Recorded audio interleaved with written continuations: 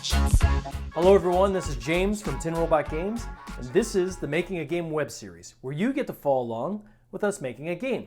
In this case, we're reskinning a game that's been in my family for over 100 years. In today's episode, we're going to cover off the second wave of our prototypes that we got in.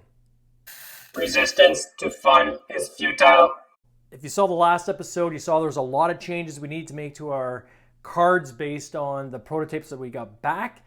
And I gotta tell you again, so excited, got that emotional moment when I got the revision back in. Instantly I could tell that we made the right choices, we made the right changes. So this is what we got back.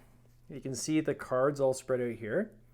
And the one key thing that we were going, well, I'll go through a couple of key things we went through. One is that we want to make sure that if we had, say, 3 cards together in your hand, we could tell them apart. So we had this little banner down the side to allow you to see what the card was. Next, we moved the coin into the bottom right-hand corner of the card to make it easy to see the value of the card. Next, for the royal family specifically, we found that as I was playtesting it, some people got confused as to which cards matched up with which. So with most of the cards in the deck, it's fairly simple. You just look for a light card, and if it's the same image, then you match it up. But for the royal family, they match up together as a set. So as you can see in the bottom right-hand corner, we've added a crown over top of the coin to make that a little bit easier. I'm not sure if you can see that. Next, we added a border around the outside. So you can see around the outside, there's this black border. What that allows us to do is when we have the cards on their edge or stuck on the table, you can't tell what card is coming up next. So that was a vast improvement for this.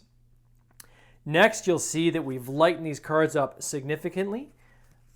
I'll give you an example of the dog, for instance. So here is the old dog that we have from the last game next to the dog now, all lightened up. And I've done this with all the cards. So even if you look at Robert Dudley, you can see that before there was this kind of darker brown color behind him, punched that up, made it orange, made it easier to see. So there's a variance in all the cards.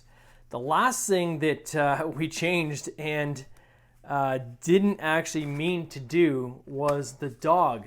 The value on the dog is typically 15 points. It has been for the past 100 years when this game has been played.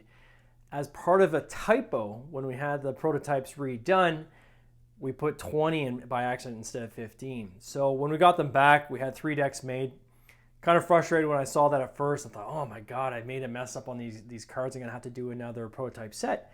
But I thought, hey, why don't I just play this through and see how it plays? And an interesting thing happened. What we found is this game would typically take anywhere from 45 minutes to an hour to play. By making the dog 20 points instead of 15, now that's actually shortened the window of the game to about 40 to 55 minutes. So it makes the game go about 5 minutes faster, which is actually ideal when you're playing with people and you want to do multiple rounds of this game. So we're actually going to keep that 20-point score on the bottom of that card. So I'm glad we made that error, and sometimes you'll find that as you do prototypes and you're playtesting a game, there might be something that you accidentally change or maybe something you try out just to see how it goes, and it turns out it's a vast improvement in the game.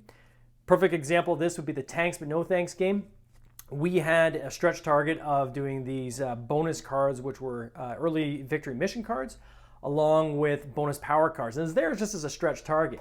But what we found, it enhanced the game so much that we just made that part of the game. We said, you know, we're going to throw that stretch target in regardless because it just makes the game that much better. So you're going to find this as you go through and do your own prototypes. There's going to be little things you're going to find out that are going to add to the game. So even though we've done a second round of prototypes here now, we've made a bunch of changes to the cards, there's still some things I'm going to tweak before I do the final game. They're not significant enough to justify doing yet another round of prototypes. We'll just make those changes when we do the final game. But for instance, when you look at these 2 cards, David Rizzio and Lochleven Castle, the images are different, but the color scheme is so similar on these 2 cards. If you're not paying attention, somebody might put the 2 cards down thinking they're part of a set. The same thing with the Skye Terrier as well as William Cecil. When you see those together, very similar in color, although they're different pictures, but similar enough that out of your peripheral, as you put them down, you might think they're the same card. And in fact, when we've play tested this, we've seen that mistake happen quite a bit. So those are going to be changed. We're going to change the background of one of each of them just to make sure that it's distinct enough that they really do stand out and there's no confusing the cards. But other than that, super happy. From here, the next steps will be getting into the box and figuring out what kind of box we're going to do. If you enjoyed this video, if there's anything you learned, or if you just found it interesting to follow along, do me a favor, please hit the subscribe down below. Hit the bell icon. Some of the future videos are going to be coming a little bit further paced out because we've now caught up in timeline and now we're starting to get into the boxes and so forth. So that little notification will just help you know when the next video comes out. Once again, this is James from Tin Robot Games. Thank you so much for your support. Resistance to fun is futile.